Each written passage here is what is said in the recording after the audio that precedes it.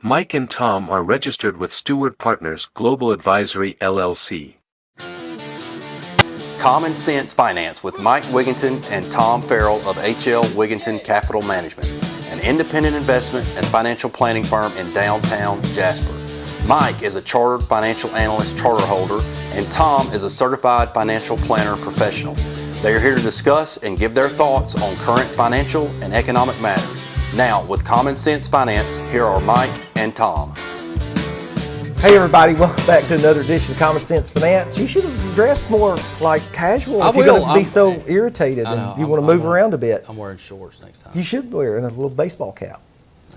Okay. It has to be a big. My wife says my head's a little bit large for my body, so I'd have to wear a bigger. Anyway, so this podcast is in response to a number of questions, and I talk about this with people fairly regularly because it comes up, but it's come up from a couple of people that we're fairly close to.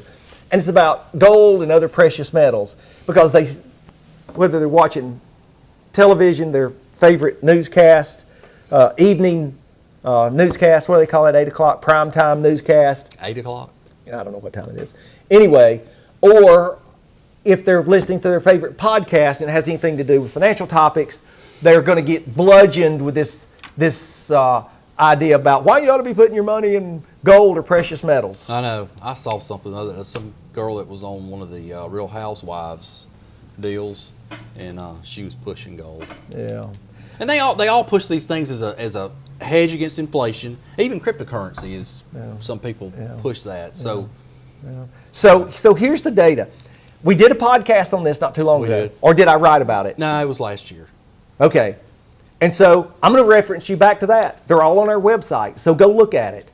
So I ran the numbers on gold off of my Bloomberg screen. I'm happy to give you the data from 1980 to 2021, okay? It was 40 years, all right? 41 years actually, of history on gold, all right? I think that's long enough so you can't say I'm cherry picking. Gold, and today the price, it was $1,800 when I did that, over $1,800 an ounce. And so I didn't look this morning because this just kind of came up before we did these podcasts. But, in recent price it was $1,700, so the numbers are even worse now. But gold is cheaper today than it was in 1980, adjusted for inflation. So another way of saying that, gold has not kept up with the inflation rate, all right? Which means, dear friends, that gold is neither a store of value, a hedge against inflation, and it's certainly not an investment, okay?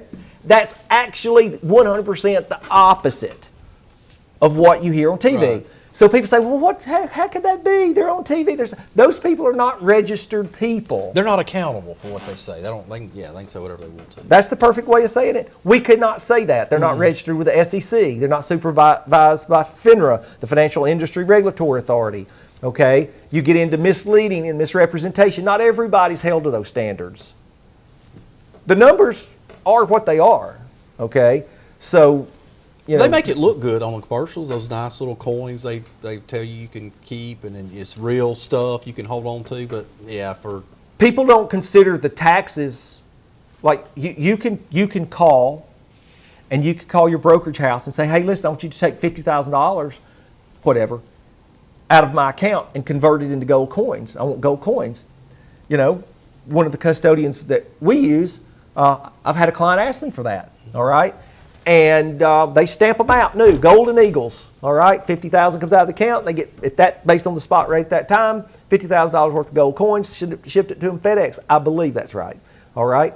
The state tax, if I'm not mistaken, was 10%. Yeah. 10% state tax. So they lost 10% of that value right off the top. They were surprised by that. Yeah. I didn't know that state tax existed, okay? Well, not a lot of people do that, but... And so the people that are pushing, the fees to own hard assets directly are onerous. Yeah. It doesn't matter whether you're talking about fees to own real estate, which come in the way of property taxes, and insurance and Right. maintenance, or whether it's fees, storage fees, or what have you to own gold. So that's something that there's a lot of misinformation out there on. And so we wanted to share that. And cryptocurrency, do we need to say anything about cryptocurrency? Yeah, I mean, it gets pitched the same way by some people as it's a hedge against inflation. How do they know? How long has it been around? I mean, in the way it is I know. today. Yeah, I know. I mean, it's How long is it? Yeah. doesn't make a lot of sense. And the last time we had a severe market contraction, think March of 2020, look at the price of Bitcoin.